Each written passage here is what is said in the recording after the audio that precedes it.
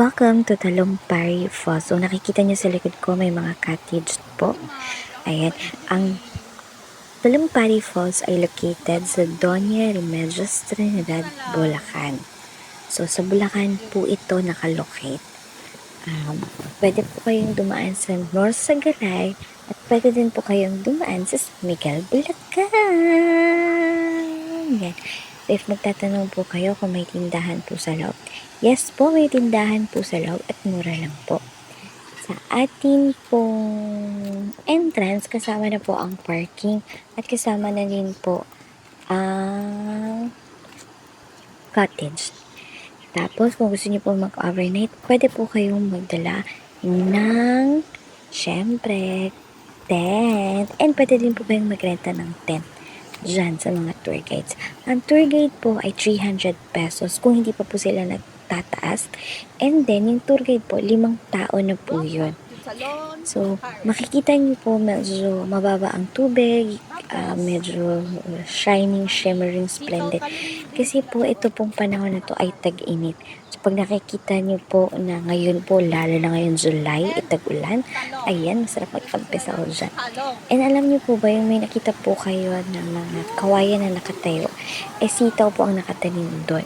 And correct me if I'm wrong, may mga tanim po silang gulay doon na pwede niyo pong bilhin kapag may bunga na. So, ito spot na to, isa po to sa favorite ko.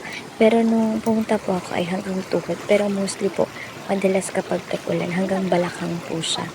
So, yan, nakikita niyo, hindi nga po umabot sa ating tuhod. Yan.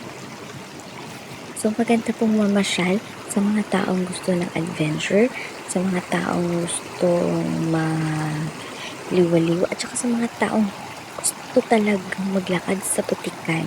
Ayan, dito po ninyo may experience yan sa Talumpari Falls. Tapos, sabi ko nga po sa inyo, maputik po.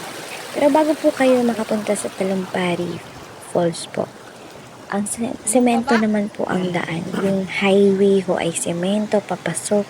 Pero pagdating niyo po sa bungad o sa gate ng Talumpari, syempre po, ay maputik na. Tsaka po kayo mag-alala, mga friendly po ang ating tour guide at sila po yung magbabantay sa inyo.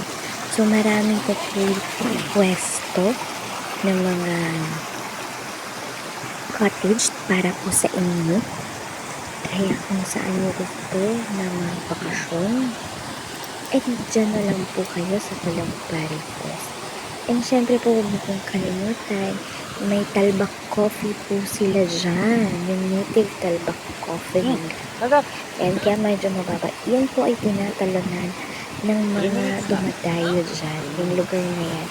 Dyan umaagos ng ticket. Tumatalon po sila. Mag-backflip po sila. Kaya naman po, saan pa mag-enjoy kayo sa inyong stay. And sana makita niyo po itong video na to. And like and share and subscribe po. And isa pa po meron pa din sa friendly po lahat ng mga tour guide and nasa front desk.